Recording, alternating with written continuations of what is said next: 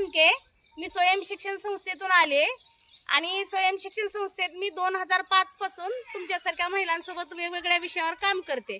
तर आज आपण बारूळमध्ये माती प्रशिक्षण करायचंय आणि पाणी प्रशिक्षणला द्यायचं, पाणी तपासायला द्यायचंय। कशामुळे तर आपल्या मातीत काय आजार आहे आणि काय काय कीटकनाशक येते, त्यासाठी आपण माती तपासायला डांगरायच्या अगोदर द्यायची।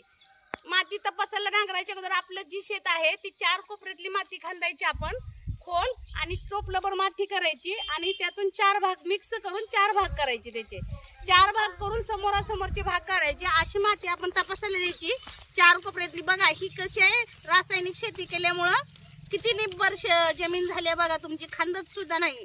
आणि सेंद्रिय शेतीची जमीन बघा, हाताने उकरली तर माती निघते।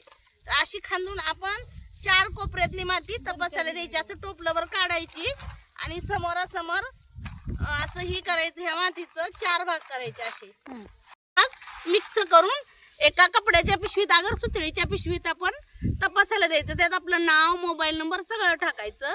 तर असं आपण 4 कोपऱ्यातली माती तपासायला द्यायची आणि ती माती आपल्या तपासून त्या मातीत काय आजार आहेत ती आपल्याला सांगते। तर ही माती प्रशिक्षण आणि पाणी प्रशिक्षण आपण आपल्या गावातले लीडर अर्चनाताईकडे द्यायचं आणि अर्चनाताई देतील वर तपासायला। एका बाटलीत पाणी द्यायचं, बाटलीवर चिठ्ठी टाकायची, नाव, मोबाईल नंबर सगळं, आणि ती पाणी पण विहिरीतलं बोरचं एकर मॉडेल SSPचं मत काय आहे की 1 एकर मॉडेल शेती करावी, म्हणजे 1 एकर तरी सेंद्रिय शेती करा आणि त्यात आपल्याला भाजीपाला खायला, आपले कडधान्य अशा पद्धतीनं खावा। आता आपण रासायनिक शेती केल्यामुळे आपलं आयुष्य 50 वर्ष झाले, बरोबर आहे। पहिल्या म्हाताऱ्या बायका बघा, आपल्याला कामाला बोलायला काम कशालाच ऐकत नाही। तर आपल्याला आपलं आयुष्य वाढवायचं असेल तर आपण सेंद्रिय शेती केली पाहिजे।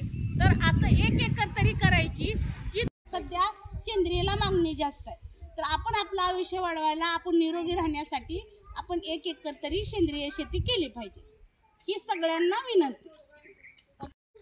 सर्वांना धन्यवाद, माझी माहिती व्यवस्थित सगळ्यांनी ऐकून घेतल्याबद्दल।